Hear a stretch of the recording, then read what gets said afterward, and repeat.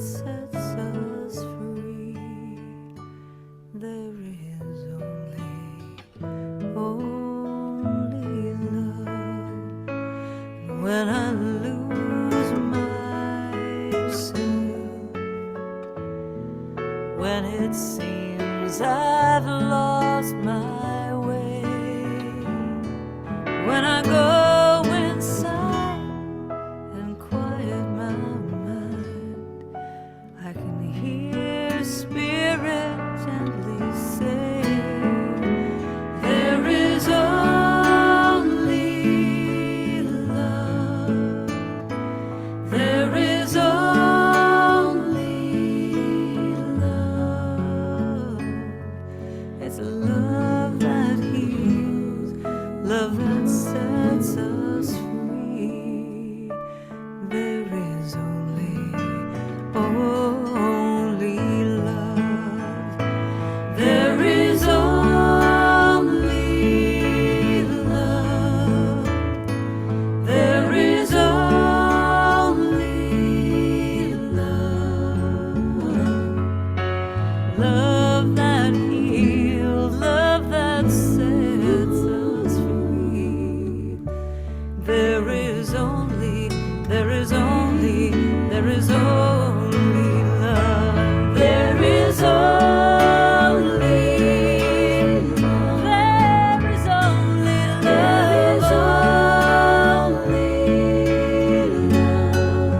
love.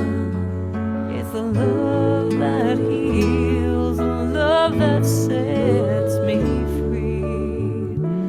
There is only love. There is only love. There is only love. Love that heals, love that sets me free. There is only love. There is only love. There is only love. There is only love.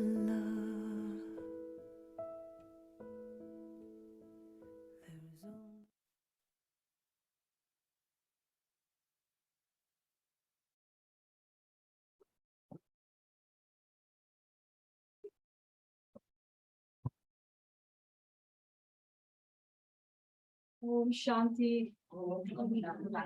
Good evening. After 3 years, this is our first public program. So welcome everyone back to the center. And those who know how the meditation center looked last year, actually before September, do you see a big change? Yes, it is actually, because almost the basement was like the classroom was in water last year in September when we had the Ida hurricane, we had a flood. And so the place was almost destroyed and we had to close it. And so we just opened in July and this is our first program. And it is absolutely wonderful to have you all and absolutely wonderful to have Brother Charlie with us. So Brother Charlie, thank you so much for coming. And I feel very auspicious for having this first program with you. So Brother Charlie is the national coordinator of Brahma Kumaris in Australia.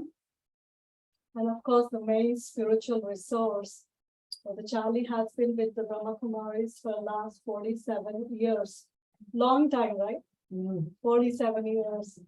And sometimes I feel it is not a small thing to be consistent on a spiritual journey without any breaks. And so I must say that Brother Charlie is an embodiment of love, and today's topic is very much perfect for Brother Charlie to actually share with all of us, because he's a doctor. He's a spiritual doctor who can heal the heart. So, Brother Charlie, what can I say? What I feel is he's like this beautiful, flexible soul, who gives his 100%, very authentic, with the seniors, or with the younger ones, or even with the little ones. So he's with everyone. And what I feel is that I think everyone loves him. So I feel that he's the one who must have got his certificate of contentment from everyone. So welcome, Brother Charlie. It's so lovely to have you with us. Thank you. And so today's topic, how do you mend a broken heart of the family? So A very warm welcome to you at the Queen Center, and we look forward to hearing from you this evening. Thank you for having me. lovely to be here. Thank you. So over to Brother Charlie. And so we're going to do like a conversation. And so I'll take my seat, relax a bit. Yeah, that's why we're relaxing. Monday. Yes. I'd just like to say how lovely it is to be here. I think the last time I came was about 3-4 years ago. But I especially love to come to this center because it's the seed of the centers in New York, but also Sister Gayatri is here. I've known her for the whole time I've been a BK, and she's a very special sister, and really do appreciate, when you travel life and you travel on a journey, a spiritual journey with others. Well, I feel I've been traveling on that journey with Sister Gayatri for a long time too. Also lovely to see, lovely thing too. So, thank you. I just wanted to check those who are on Zoom. Are you able to hear us clear? So there are some joining from Brother Charlie, some are joining from Guyana, some Bradley's friends, and some from Michigan, and of course some from Queens. So it's not family there on Zoom. So Brother Charlie, to begin with, the first question for you is that as we all know, there's a lot going on in the world. And past few days or couple of weeks, I've witnessed a few instances which actually shocked me a little bit. Not shocked, but I was like, just silent inside, and I was observing what was going on. What I begin to understand from those instances are that I think people are just I think people are losing trust towards each other. And there is kind of aggression, or, when they're driving the car, sometimes a lot of aggression. I recently saw how, two people just got out of the car in Long Island. And, I just thought it was a lot of aggression and anger.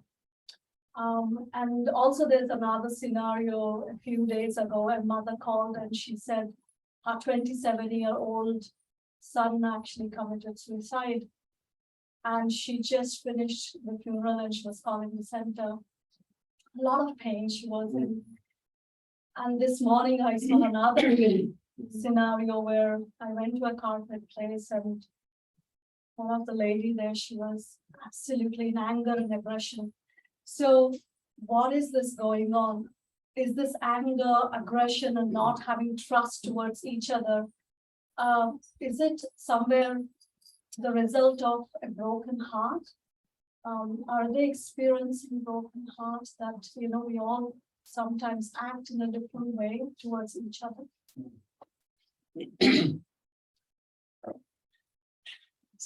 So first of all, I should say that if you can't hear me up the back, because I know my voice is a little bit soft, please wave or let me know. You know, the reality is we're living in this extraordinarily challenging world. I don't need to remind you. There are numerous crises, but I would say one of the great crises is a crisis of trust. And I think we live in a culture today where people begin with mistrust. And you have to sort of behave in a certain way consistently over a long period of time to really win the trust of people. The trust in leadership, we all know, don't we? It's not just political and business and religious, it's even within the family as well. There's just such an incredible crisis of trust. And sometimes when I reflect, where does that mistrust really begin? I think it actually begins with me mistrusting myself. Because you know, when you hold a value or a principle in life that's so important to you. Like for me, I know a principle which I really value deeply is to respect other people.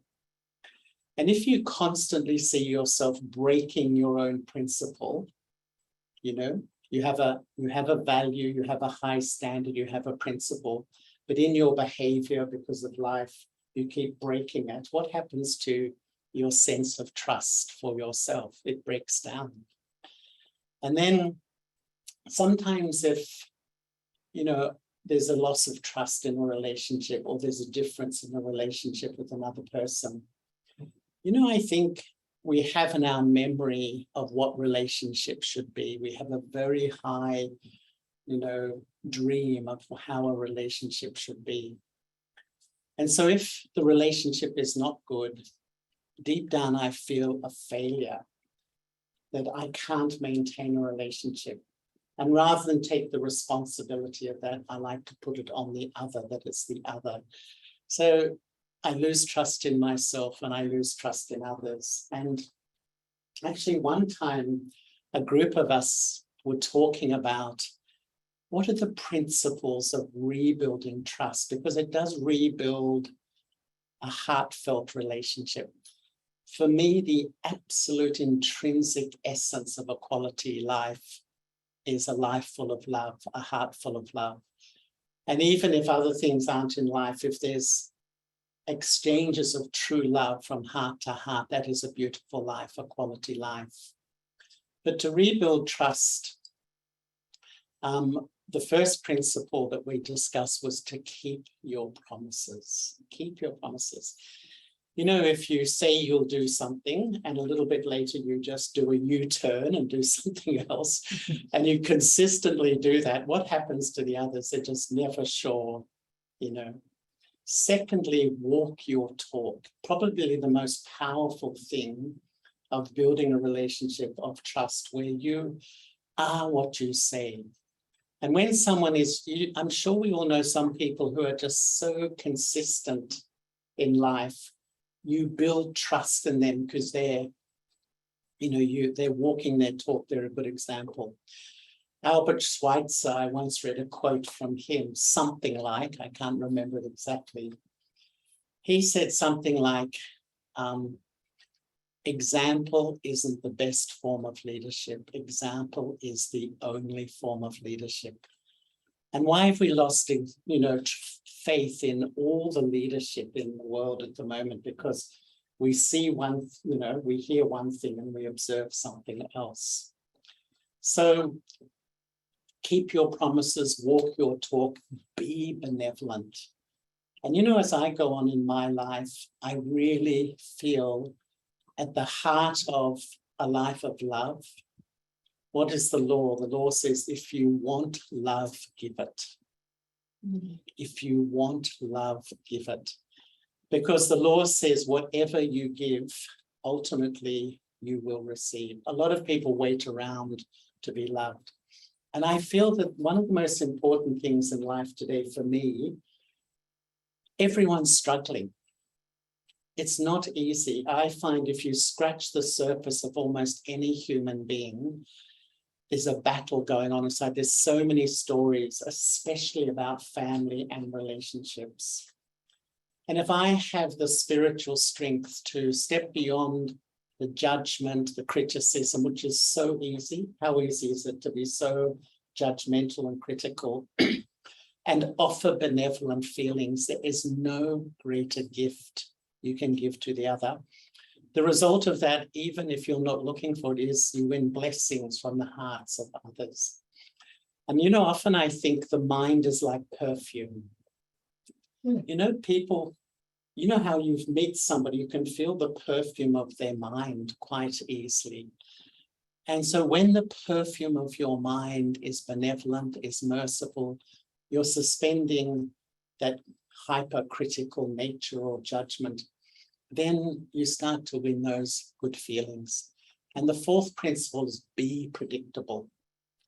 You know, if I'm moody all the time, you know, one day we wake up and I love you, you're the best person. The next morning, can't stand the sight of you. You know, how difficult is that? You know, you're walking on eggshells, you think, well, how are they going to be? You have no idea. But actually, in one sense, a lot of the spiritual journey is rebuilding trust in myself. Rebuilding trust in myself by living according to my principles and values. And when I trust myself, it's a huge step to investing trust in others. So it is, I think there's a huge crisis of trust, and people have had so much trust broken. That's why people begin by mistrusting. And if you behave consistently over sometimes years, maybe I will think of trusting you. Unfortunately, it's not always like that, but often it is like that, I think, today. I think sometimes people do want to trust others and they do try, but sometimes they say that, you know, past memories actually, chase them, and those memories come back. And, you know, again, that sort of doubt in relationships begin, or it doesn't allow that patch to actually happen. So how do we actually do that when somebody wants to, you know, have the trust and a good relationship, but something from the past is not allowing them to do? They're again and again going back to that memory. What should I actually do to work on that aspect of getting rid of the past? How do I deal with that? You know, past is actually haunting me to not have trust. It's a big question, isn't it?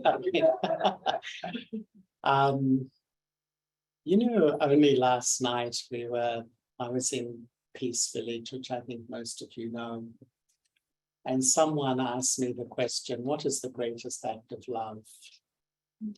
And there's many things, but one of them I would say is to forgive. And all of us have made mistakes in our lives. And to me, forgiveness is letting go all the conditions in my mind that stop me being loving. So each time I can't forgive, I suppress my ability to love. To me, the main thing that makes us mentally, psychologically, emotionally, spiritually healthy is to express love, is to be loving. And how do you feel when you're loving? You feel really comfortable. How do you feel when your mind is just dwelling on the negative in another person? Deep down, it fractures your relationship with yourself. You don't like yourself deep down because we aspire to be more loving. And this is where sometimes I think, you know, this is not an easy thing sometimes, but to forgive, let go, and move on is one of the greatest acts of love. How do we do that? You know, sometimes people say that, how can I forgive, you know, this person has done this thing. And if I forgive them, maybe I'm saying what you did was okay, when it's not okay according to my principles and values. But I think it's possible to say that I don't agree with what happened, It's not my values and my principles, but for my peace of mind, I'm going to let go and move on. And therefore, I think that some of these things that have happened that are scored in the memory track. And you know, when you come in front of another person, an amazing thing happens. Sitting in all of us is our whole past sitting in our memory track. And when you come in front of a person, all the incidents of you, your relationship, come up onto the screen of your mind, and you look at them through that filter. And when there's not so happy memories, your perfume is polluted. And you can't really, you know, the perfume that they feel from you is not very sweet. And this is deep spiritual work. Actually, I'm looking at Mama, who's at the back there, who was the founding mother of the Brahma Kumaris. She often used to say, in Sanskrit, the word for memory track is chit, that you have to clean all this stuff on your chit, because then your vibration towards others is really positive and benevolent. I know it's easy to say, but sometimes, you know, I've been teaching meditation courses for, you know, many, many, many years. And honestly, I find some people come, things have happened 30, 40, 50, 60, 70 years ago, and they just cannot let those things go. And what does that mean? It really means that my present is really disturbed. The beauty of my present is disturbed on a daily basis. And that's why I would say one of the greatest acts is to forgive. And how, and in my own experience, this is the relationship, the power of the relationship with God. Because, you know, I don't know about you, but when I meditate, I find sometimes that relationship softens my heart, really softens. And when you look through at, you think of some of the things people have said or done from the past, or even about yourself, you think, why not, you know, why am I holding on to this? And actually what holds on? It's my ego. You've done this, and it's really my ego that holds on to this. And if I can really just let it go, I free myself from a self-imposed prison of aggressive and angry and hurtful memories in that way. I know it's easy to say, but I honestly believe that when the relationship with God gets so deep, I have the power to let go and properly let go and free myself from a lot of the pain of the past. It's true freedom. Yeah. Is it easy to do? It's possible. Is it possible to do, can I say? Who thinks it's possible? Yeah, it's absolutely possible. And we can free ourselves from a lot of really bitter and hurtful thoughts and feelings. So, Brother Charlie, what is love? Sometimes we say, you know, pure love, true love, real love. Is that, do we have something like pure love, love different from pure love, real love, or just love is love? What is love? Do we have to say it's pure love, it's true love, or just love is love? You know, I think that there's many flavors of love, actually, because some love, I would say, is the pinnacle human experience. But some love creates a lot of pain, doesn't it? And, you know, once in the BK teachings, it was said, true love is to love that which always exists. True love is to love that which always exists. When I attach my heart to anyone or anything temporary, I build fear and insecurity in my life. Now, in saying that, this is once again very philosophical, because for most of us, that's what we know as a relationship. We develop this deep dependence on each other. But what we do is we build in the fear of loss. You think how much fear you have of losing those you love. And once someone told me a sort of a metaphor of a train. You know, I'm sure a lot of you catch trains here in New York. And, you know, the train is life. And what happens? The train stops at a station. People hop on the train, people hop off the train, go to the next station, people hop on, people hop off.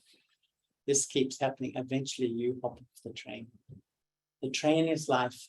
People come into your life, people go out of your life. You know, roles, responsibilities, wealth comes, it all comes and goes, doesn't it? The secret is to love it, enjoy it, engage with it. But as soon as I hold on and say mine, I start to build this incredible tension, stress, fear, and insecurity of losing, you know, what I'm attached to. And, you know, in a sense, this is really the spiritual journey to understand that I can be so close and loving, but as soon as I develop, and in a sense, distorted love is when I become deeply dependent. And so sometimes I feel we all aspire to, I'm going to use Madhvi's word, a purity of love, which I personally feel only God can give us. There's a quality of love that you can only receive from God. And in our journey of trying to find love, we experience conditional love, which is love. It is love, but it has a whole lot of conditions. Oh, love you, but you have to do what I like. Who said that before? You have to behave according to my rules. So there's a whole lot of, it's like a contract and a subclause and subclauses. So it is love, but it's very conditional. Or there's selfish love. And that's because people today feel so empty without really consciously, it's not a conscious thing. All I can think about is you loving me. And then such people have these incredible expectations. There are some people who are permanently disappointed in others because they can never live up to their expectations. And they think it's the others, but actually it's me, you know? So we're aspiring to a quality of love, and yet, and we experience love, but sometimes it's dependent, sometimes it's selfish, sometimes it's conditional, or sometimes I call it very superficial love. And I think the romantic love, the notion which we get through the soap operas and that, is totally superficial. And it doesn't really, it's not deep and meaningful and real love. And so we're in families, we're in loving relationships, and yet still sometimes we're looking for something more. It's the love of God that I think is in the memory track. And sometimes I remember Elizabeth Kubler-Ross, who I think many of you would know of, who was an extraordinary psychiatrist from Los Angeles. And she used to talk a lot about grief, that most of us have this well of grief inside. It's sitting there. And so when you lose a friendship, it opens this wound. When a loved one dies, it just opens this wound. But she said the real grief is that somewhere we have known a quality of love, a purity of love, which she believes is the love of God. But somehow we've lost that love. And that's where, you know, we're in relationships, we're in life, and yet still sometimes we're searching for the quality of love. And each time that we lose a loved one, we lose a friendship, or we lose trust, it breaks a little bit more. The heart breaks even a little bit more. And that's why I think, you know, the whole idea of spirituality is exploring a permanent source of love.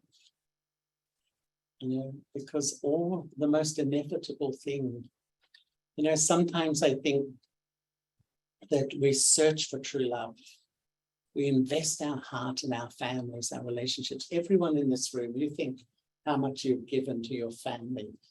But there's a huge human dilemma. No relationship is permanent. Whether it's time, whether it's change, whether it's conflict, whether it's separation, whether it's death, no relationship is permanent. And yet there is a relationship, and that's the relationship with God, which for me is not a religious belief. It's a real living relationship. And that's, I'm going on, I know, slightly, but that's where I feel, in a sense, spiritual education is laying a new foundation of love, basing love on that which always exists, loving myself as a soul, loving God as a soul, and even loving each other as souls, because that's permanent, and I can rebuild my foundation of love when I do. So Charlie, love is a virtue of the soul.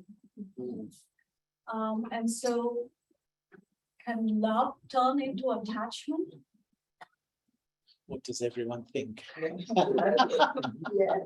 Yeah. I'm afraid. But if love is so pure and it's a virtue of the soul, how does that love turn into attachment? Like I was saying, because we have created this culture, my sense of identity is my body, and my body is temporary. And so everything is temporary. Oh, thank you so much. The whole of our culture is based on that which is temporary. And so we fear losing that which I love. And so the more I fear, the more I become dependent. The more I become dependent, the more I fear. And often that fear is very destructive. Dependence can smother the people I love. So they want to escape from my, so it's a vicious cycle that really happens. And to be really open with you, when I began my meditation journey, you think about these things. And one of the things which we learn in the BKs is being loving and detached. Or what I would say is loving involvement. And, I would say detachment increases my capacity to love. But I would say one of the most unpopular words in the English language is detachment, because it's so misunderstood, because it seems you're aloof, you're cut off, you're uncaring. But true detachment comes with a quality of love, because when you're detached, you can love someone when they're really sweet and lovely, but you can maintain love when they go through their stuff. And what we tend to do is when someone's really sweet, we love them. As soon as they say a comment, then we really, the law of life says the more I'm dependent on another person, the more they affect me. And have you noticed the people closest to you affect you most? Have you noticed that?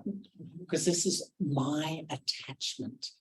And once again, I think a lot of a spiritual life is sort of reorganizing or prioritizing life.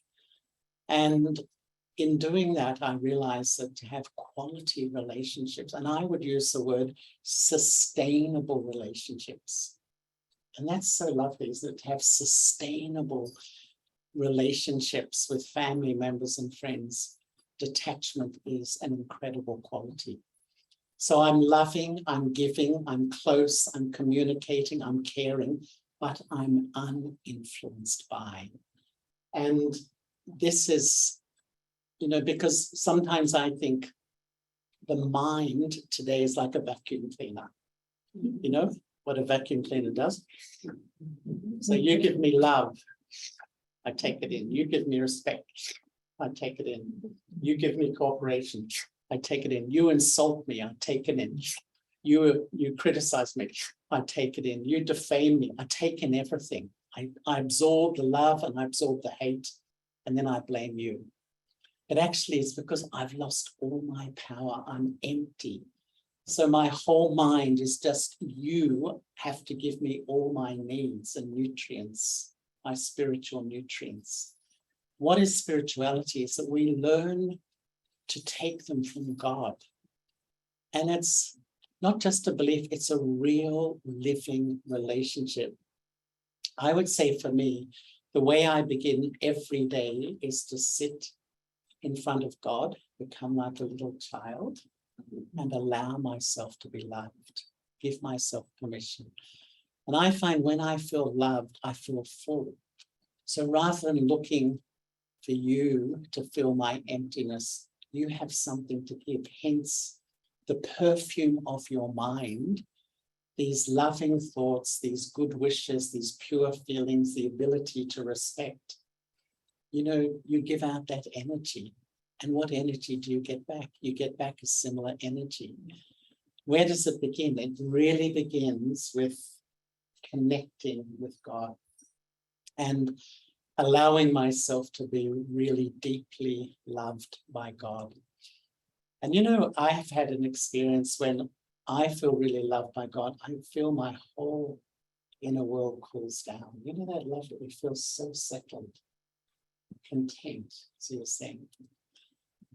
And when the heart lacks love, the mind can never rest. You know, something's missing, the agitated mind. You know, that agitated, searching, seeking.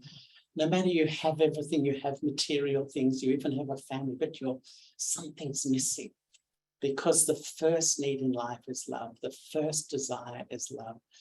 And if I don't experience that, a million other desires emerge. I honestly believe the foundation of our incredibly superficial and material culture, which can never be satisfied, is based on a lack of quality love. If you felt really deeply loved in your life, do you feel you need anything? You don't feel you need anything. You feel like I have what I need. But in saying that, it seems not so easy.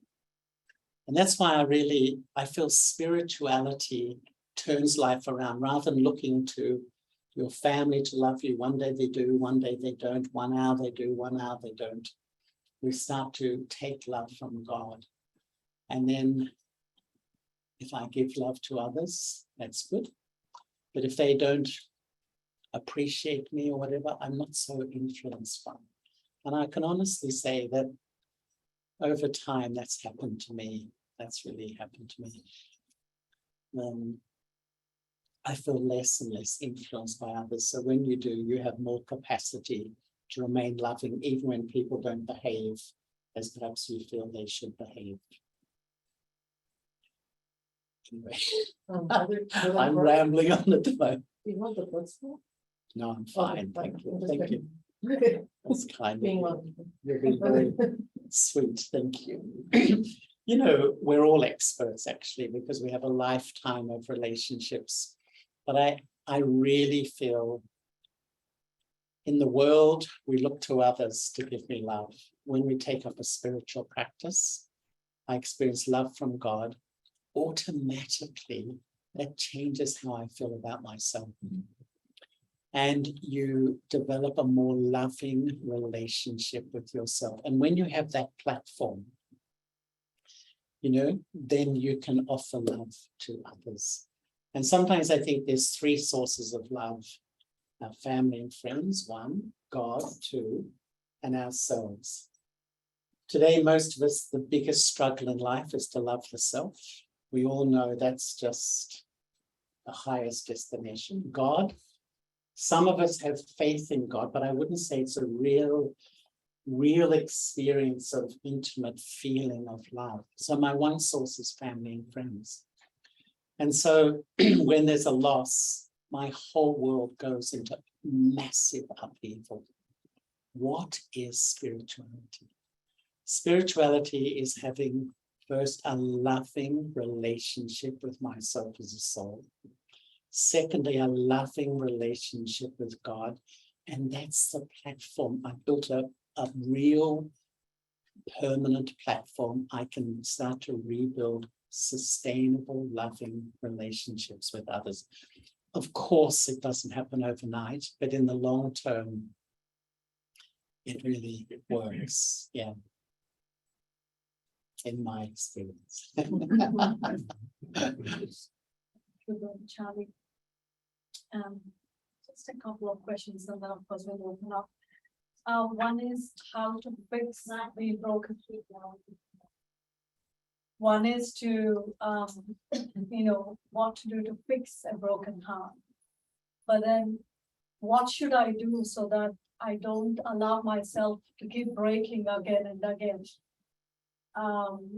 Sometimes there is a very sensitive heart, and very quickly, if something happens very quickly. So, what is that? I need to practice, or I need to have the awareness that the heart doesn't keep breaking just like that.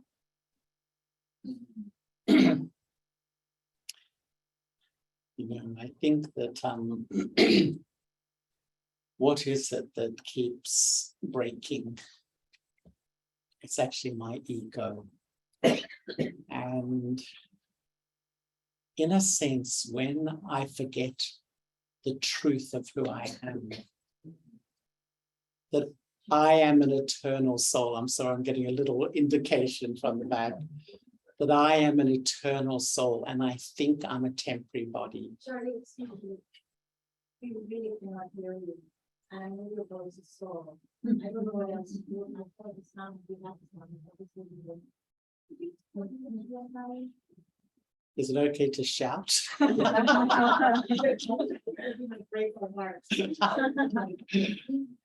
That's why I said at the beginning, I do have a bit of a soft voice, but I will try to project a little bit, unless you do have some sort of microphone.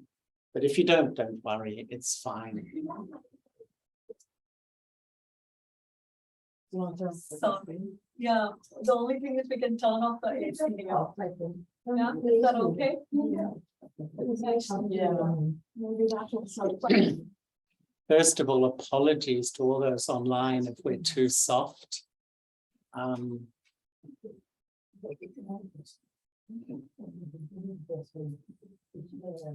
that's so much better.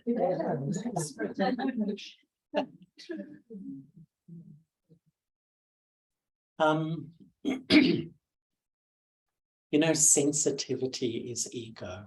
And the way I position it for me to help me understand is that there's 3 personalities inside all of us at this time.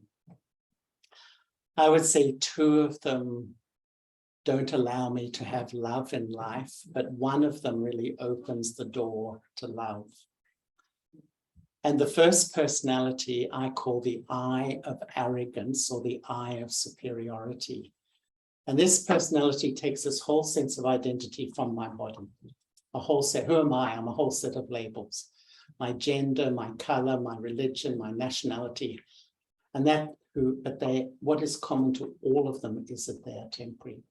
When this I is ruling my inner system, I compare with others.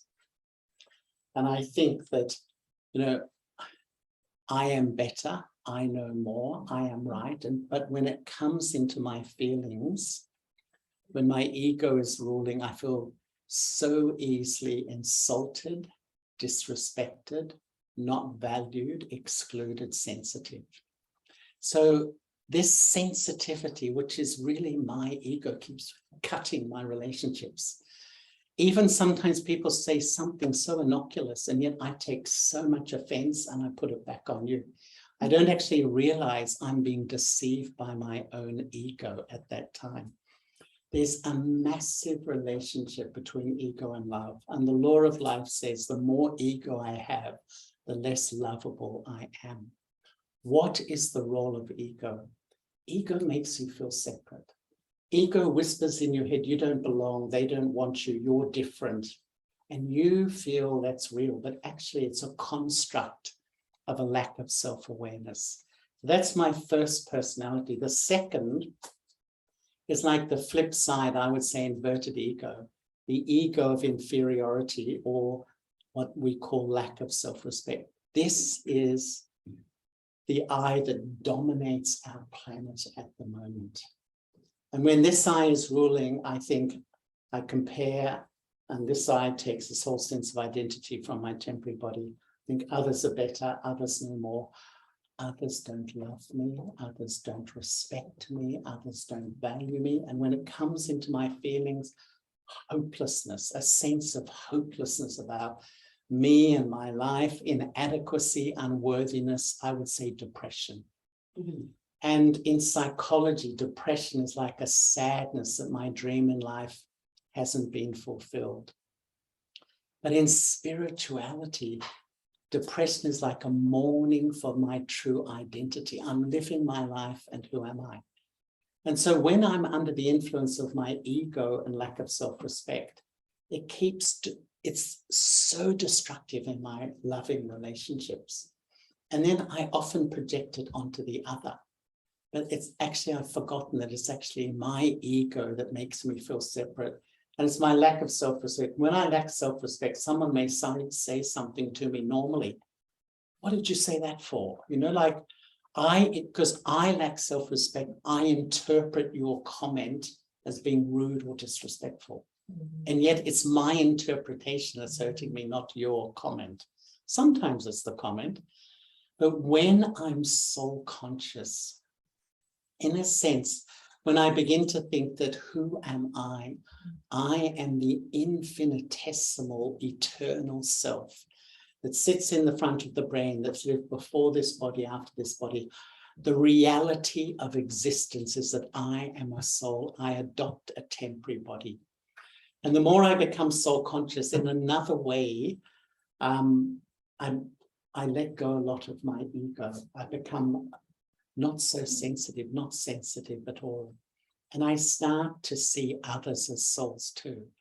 So rather than this superficial relationship where a whole set of labels sees you as a whole set of labels from ego to ego, in one sense, I'm actually having real relationships with others. I see you as you are and you see me. And this is like the spiritual journey. And when I do this spiritual love, which is like a perfume, and it's a whole perfume of care, respect, compassion, mercy, understanding, forgiveness, all that kindness. It's like a flavor of love that emanates out of your mind and from your eyes and from your face. This is the beauty of life. When I really express, I, the soul, express through my eyes, through my face, through my feelings. And when you do, really, that is the beauty. And I really think when you give love, you will receive love. If you wait around to be loved, you'll wait your whole life. And honestly, my observation, I don't know what your observation is, the happiest people are the givers. You know, there's one sister in Australia who runs a retreat center. We have 4 beautiful retreat centers. She's in her mid-80s. She is unbelievably loving. And she can only see positive in people. And I'm not kidding, people come from all over the country just to see her because she has this genuine, unconditional goodwill. She refuses to think bad about people. And you know what happens? Everyone gives her blessings from her heart and she flies. She's just such a joyous person because when you get those pure feelings from the hearts of many, it's a beautiful life. It's a beautiful life. But where does it begin? It really begins when I feel, take love from God, give love, and then the hearts will start to bless you with those good wishes. Am I sounding too idealistic? I'm very idealistic, actually. But really, it's a formula that works. It's really a formula that works. And So, Brother Charlie, you have a love story to share with us? yeah, you know, once when I first began to meditate, to be frank, just to give you a little bit of context for me, I grew up in Melbourne.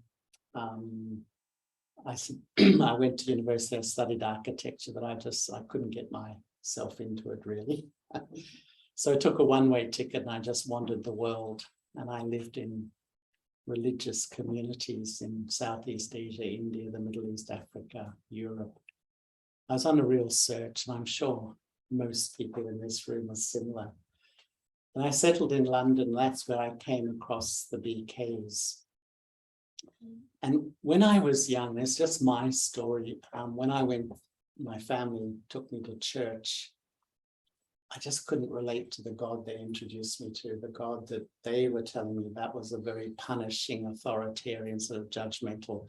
And you know, when you're a kid, I don't want to hang out with someone like that. You know, like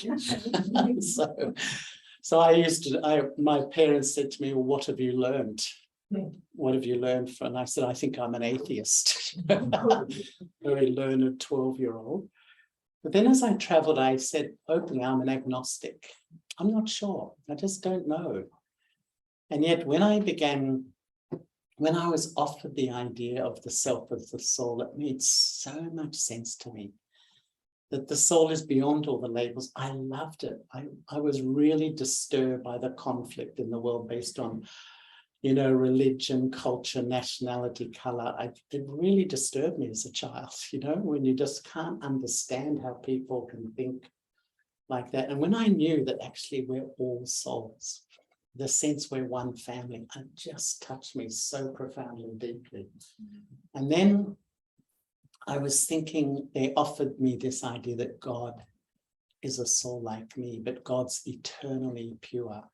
I take birth and rebirth. I reap the fruit of my actions. I know happiness. I know sorrow. This soul is real, but beyond that.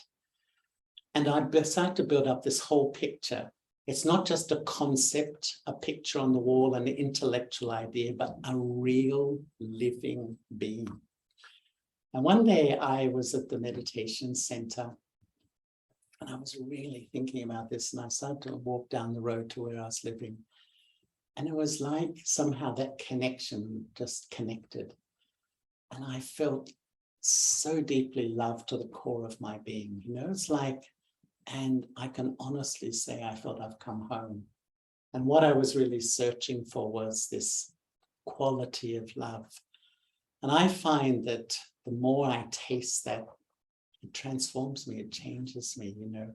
I think it's the nutrient that the human soul really needs. And when I taste that, I find I'm so much more understanding and compassionate towards other people.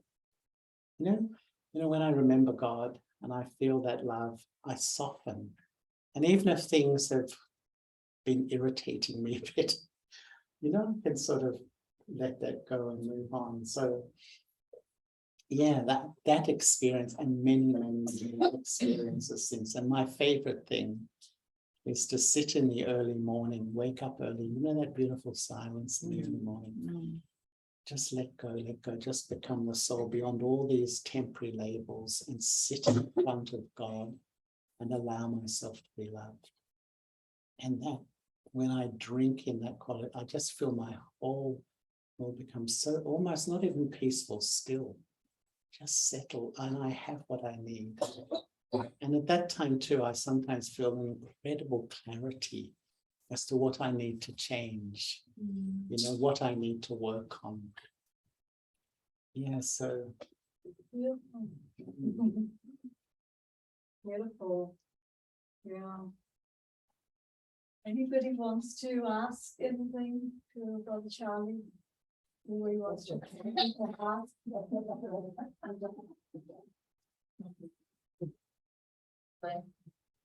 What up, show? I have a friend who is often asking me, what is the purpose of life? She's here today. Answer her that. So you're asking a question on her behalf. I'm tired of it, put it away. You know, I think all of us have asked that question, and it's a really good question because life is so superficial today. And I honestly believe the reason we run around in this mad busyness is because when we stop it just, the meaningless comes back. What's the aim of all of this rushing and running and acquiring and working? I mean, really, what's the ultimate purpose of it all? And I think that what I feel is the first thing is to know and experience who I am as a soul. That opens an incredible sort of, I don't know what I can say, it opens an incredible door to a quality of peace. And I would say the ultimate aim and purpose of life is to be peaceful, loving, and happy. Fundamentally. But that doesn't come from out there. And when people begin to meditate, I find these days a lot of people have such a yearning to meditate well, but they will sit and in 1 second the mind will just jump outside and they'd feel hopeless. I can't do it. Why? Because the myth of our culture that we've all been indoctrinated with is that peace, love, and happiness is out there. And it's not. It's I can access it through knowing and experiencing who I am and knowing and experiencing God. And I think, when you feel that, what is the rest of life is to give that love and goodwill to everyone you come in touch with. I remember once in Sydney, the Sydney Opera House, there was the World Psychiatry Conference. And one of the psychiatrists wrote a paper that the most mentally, emotionally, spiritually balanced people in the world were the Mother Teresas of the world. Actually, it's a beautiful life. You love God and then you give. Giving is our DNA. And when you feel you're an instrument to sort of, it's not that I'm helping you, there's a little bit of arrogance. It's just that who you are as a person lights up life. And to me, that's about as good as purpose, to know myself, experience myself, know and experience God. And then that's the sort of foundation that makes me move in life. Yes, thank you. As children, we are dependent on our parents for so many things. And in that journey, we know that our parents love us. It's making me wonder if that is one of the pathways where we go into this dependent type of love. And how do you navigate all of that? What kind of insights would you share with us about parent, child, loving relationships, et cetera, et cetera? I think, it's so true that the parents become dependent on the children become dependent on the parents. And so, as I was saying earlier, that in a sense, the fear of losing that love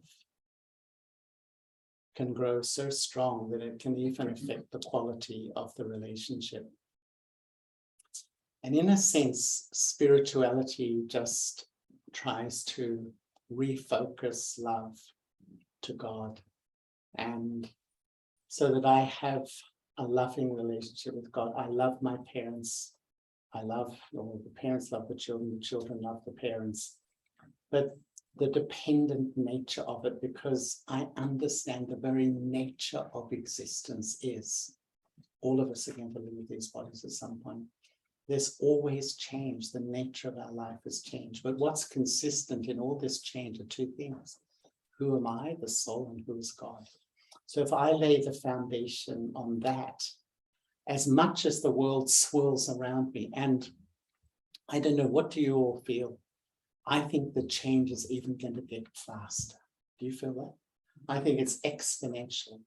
So unless I lay an anchor in my life of who I am and who I belong to, all this change is going to knock me over. You get up and then something else changes. A family member gets sick. Something happens in the world. I get knocked down. But actually, it's an incredible time at the moment, because in a way, the world is teaching us that the culture based on body consciousness is false. And we have to reframe our whole approach to life fundamentally. We are not temporary bodies, we are eternal souls. And that when I base my life on that, everything changes. And sometimes I have an analogy for myself that your inner world is like a tree. And a tree has a seed, a trunk, branches, and leaves.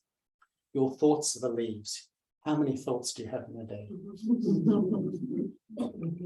And the wind blowing them all over the place. But what is feeding your thoughts? You get the branches, your mental and emotional habitual patterns. What's feeding the branches is the trunk, which is your subconscious mind. Freud said that 90% of our behaviors is influenced by our subconscious programming. But the seed is my sense of identity.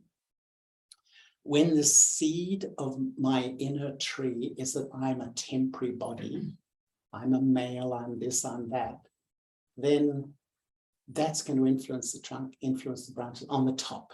So much thinking. All we're doing here is reprogramming the seed, I am an eternal soul. It affects the trunk, it affects the mental emotional patterns, and the thinking is cooled down automatically. So some people really get frustrated with chronically negative thoughts, often about the self. So we try to cherry pick them out of my head, well, I don't like that. But what's the law? Take one out and 10 more grow, that law. We go to the seed of who I am, that actually I always exist. I'm immortal, eternal, non-physical consciousness. When this little point that lives in the front of the brain around the pituitary gland, leaves the body, it's a dead body. But because our culture has become so body conscious, we're so terrified of the most inevitable thing that's ever going to happen. The only thing that's going to happen to all of us in this room is we're all going to leave the body at some point, as we say. But it's a natural part of life. But because of the falsehood we've sown at the seed of our tree, the trunk is false, the branches are false, and the thoughts are false too. Sow the seed of truth and it all starts to change.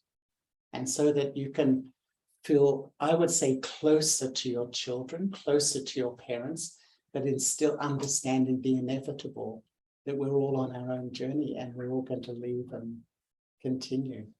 It is possible to be very loving without dependence. But today it's so mixed in together. It's hard to know.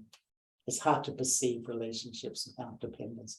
Now, I know perhaps I'm talking a bit here, but it's possible when I build in the framework of who I am and who I belong to, that you can, over a period of time, begin to let go these dependent relationships, which I would say cause more suffering in life than anything else. Mental suffering, dependent nature. We build the suffering by our own dependence. Yeah. And that's, spirituality is like, sometimes I think it's like an education. In the education out there, how much information do we know? We know so much about so much stuff. Spiritual education is taking one idea, who am I, going deeper, deeper, deeper. You research, and when you become soul conscious, you can live in this world and really feel quite peaceful and loving towards yourself and others too. But it needs practice. You think it's possible? Yes. See if anyone's it is possible. And I would say now, how we like some of these ideas, we read about them, we go and listen to talks about them, it's great. But what happens when you walk out the front door? Often, and I often say this, that a lot of the time today we meditate and we relax a bit. But as soon as we stop meditating, we just revert to our old thinking. But actually here, meditation's an attitude to life, where I start to live as a peaceful soul. Start to see others as souls. Start to reframe my perception of reality. And the more you do, I think, the more you can take peace into your life. So on that note, shall we have a few moments of meditation, Brother Charlie?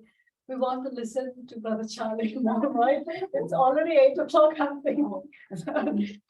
We want more from you, but Maybe I'm feeling I perhaps talked too much. I didn't listen to enough questions. If there can be a quick question, if anyone. yeah, anybody else would Yeah. like to? What I really want to know is what is the real root cause of all of these fear of losing someone, fear of losing or anything fear, and how we can overcome this. What is the root cause and how we can overcome in any kind of fear, that free from fear, any kind of. Yeah, that's a huge question to answer in 2 minutes. But I would say a major part of it is the fear of loss. And that is the fear of loss of this. And sometimes I think, what is life? I'm born, I say, this is my mum, this is my dad, this is my city, this is my country, this is my career, this is my partner, this is my children, this is my grandchildren.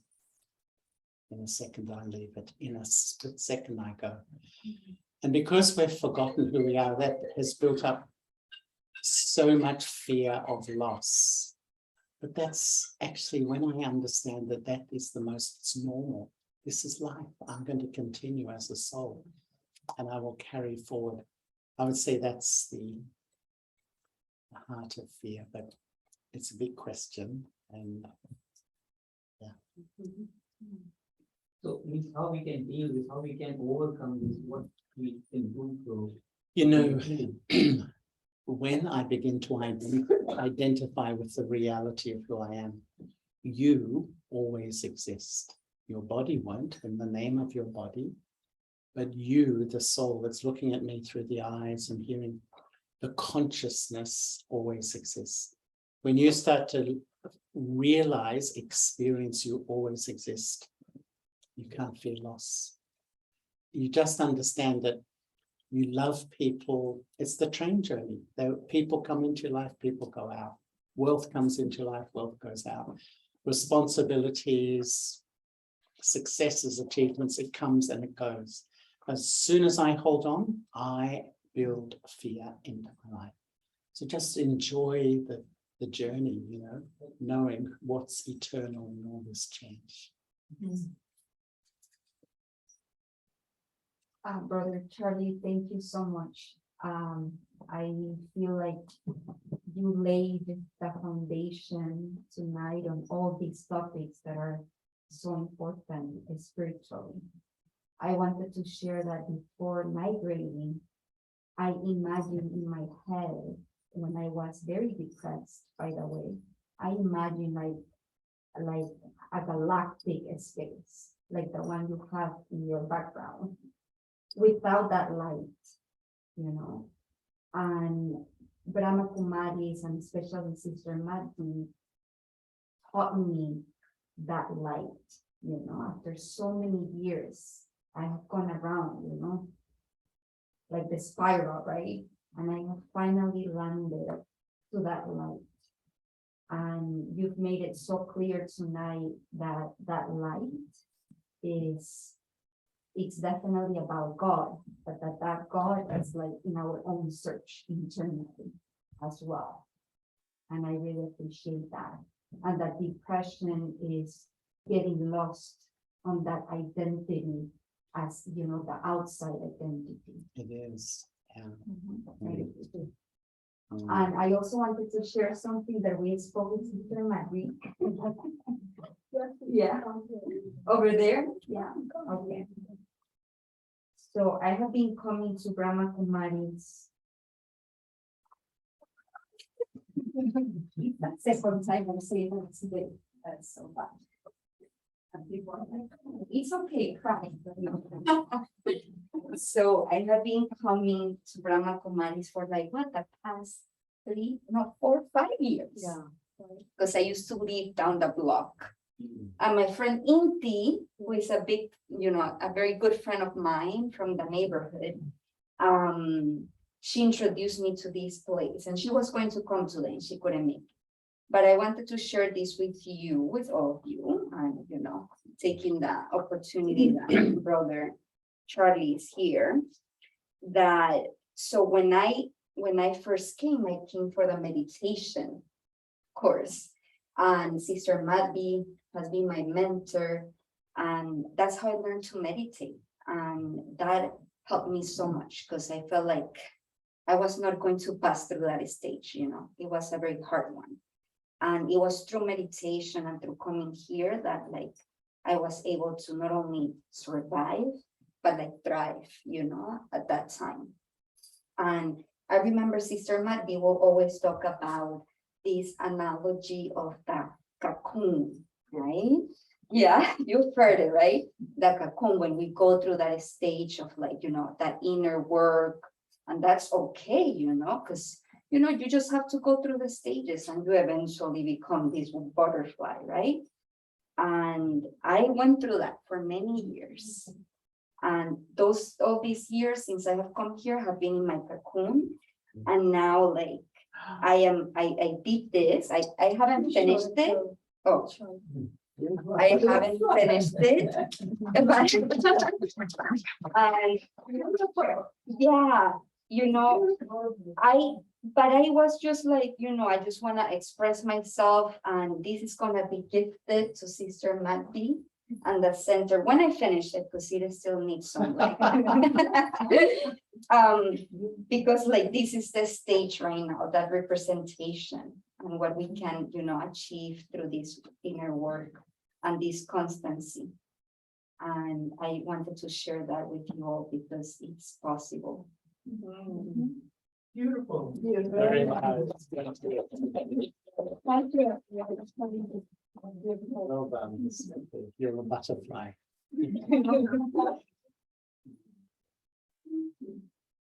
So maybe Few minutes of meditation, yeah.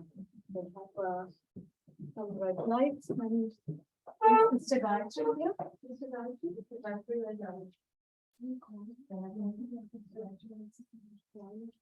okay, let's have some meditation moments.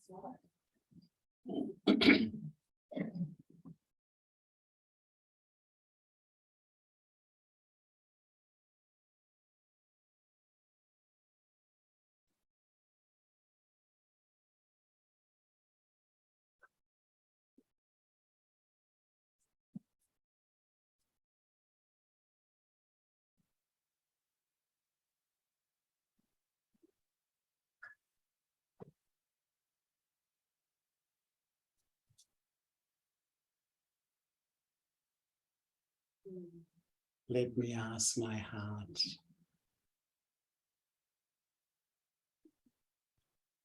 Do I have a loving relationship with myself?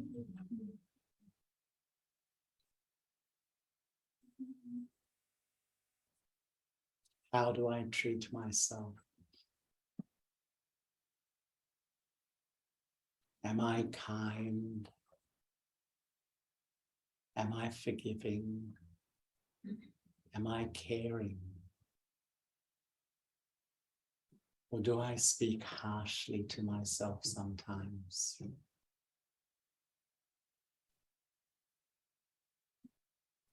The first step in meditation is to heal my relationship with myself.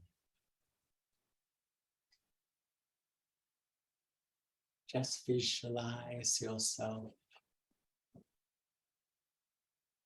as a tiny spark of life energy, sitting lightly in the forehead.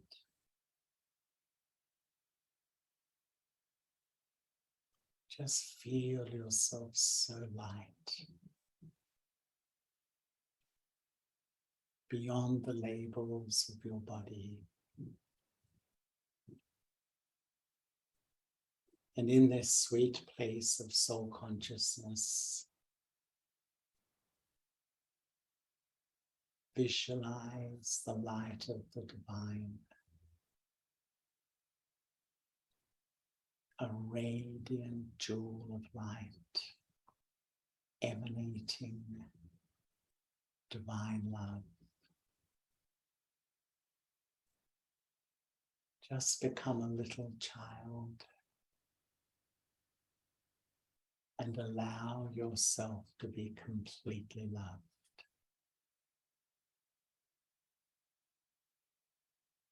Feel this love enter you, heal you, and enter the core of your being.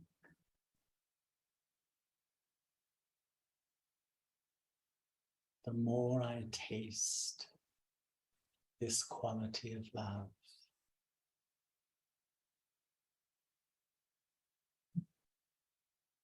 I can love myself and offer this love to those around me.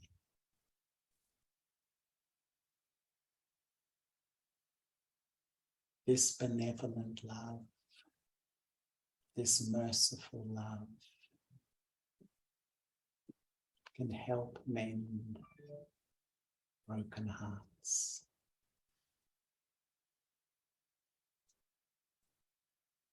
No matter where I live or what my part is in life, let me become an instrument of this love.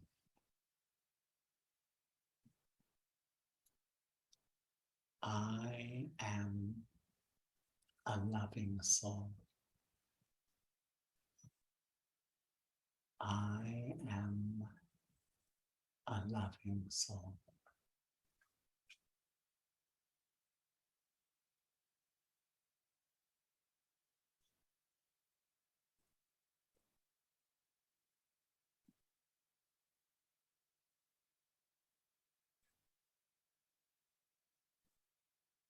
Om Shanti.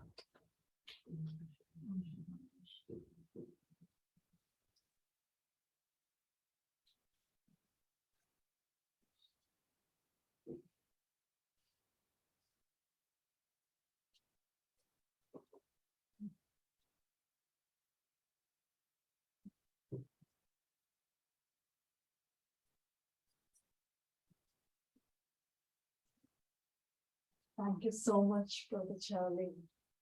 Absolutely beautiful of you and listen to you. We've got all the prescriptions. Now she's also a candidate.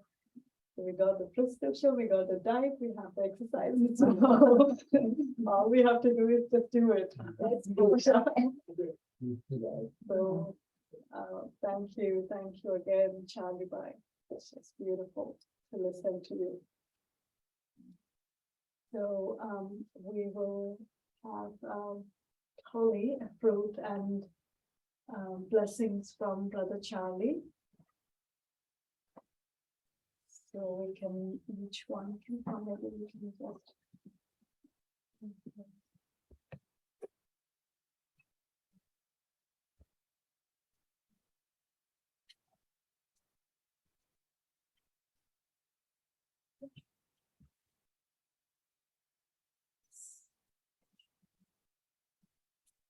So as you come, you take a fruit and a blessing from Brother Charlie. Just look at the forehead. Looking at the forehead, you're just taking the vibration, the good energy. We call it as drishti, the exchange of power, the love, and take your fruit. And thank you so much for coming, for being here this evening. So I think we all should give a good applause for our.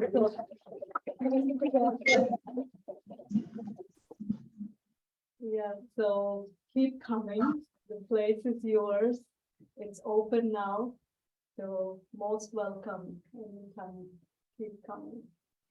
So so you can come to anybody who would like to come. Yeah, you Come can on, start it's better. from here. Go by the- You can start from here. Sit to take time. No, I mean. Oh, yeah. I was going to use this. Yeah. Sorry, Yeah. we're just getting more. I went for the road to hold it for. Do you want to calm around? You sit here. You sit here.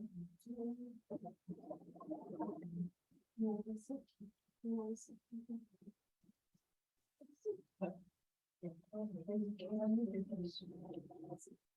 I ask, as we're organizing ourselves, who's come here for the first time? Has anyone come here for the first time? Ah, welcome, special welcome to you.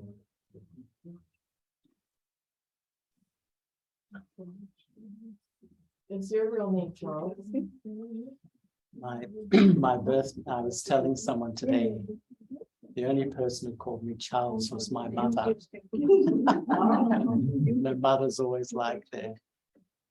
The rest of my family called me Chas, and all my friends called me Charlie. But Charlie has stuck. Because to me, you're more of the real King Charles. With all your wisdom. These beautiful apples.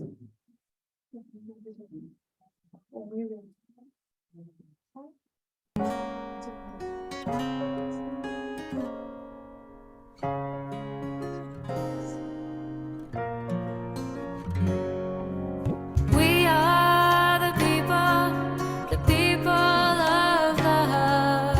Let us people love today. We are the people of love.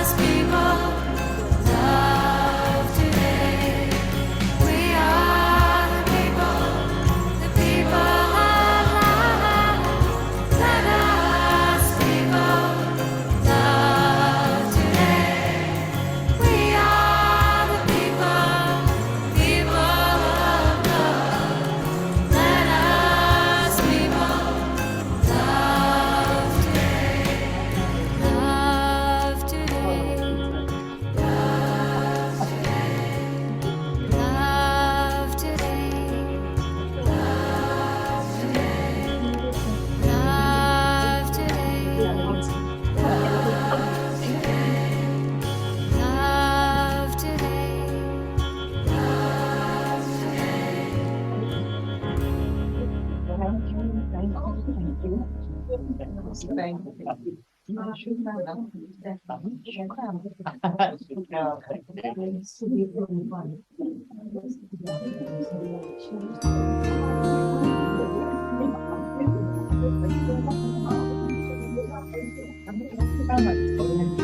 been covered in 2016. Second time. So many cities. 2016.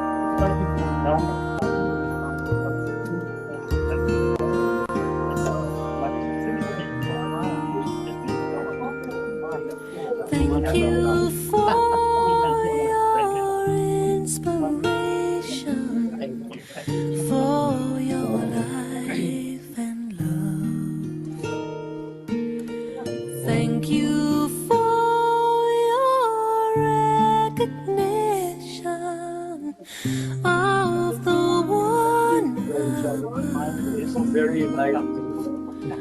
Thank you for your sweet compassion, for your life of truth. Thank you for walking on this earth. Thank you for being you.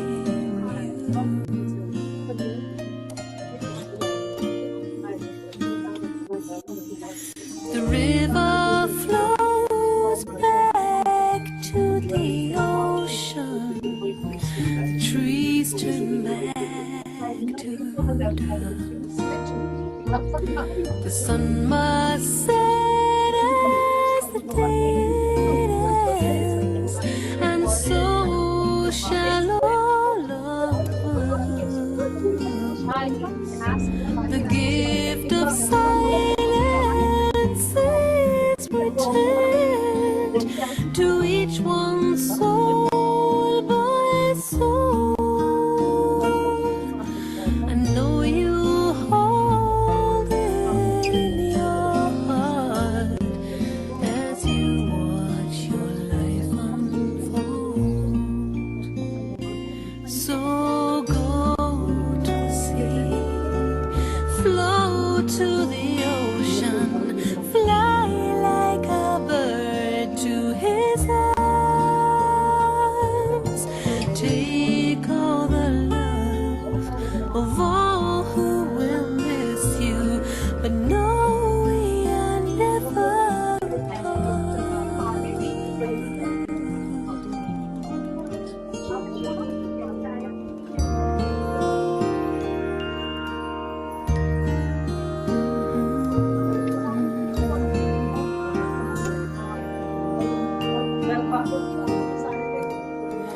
Thank you for your inspiration, for your life and love.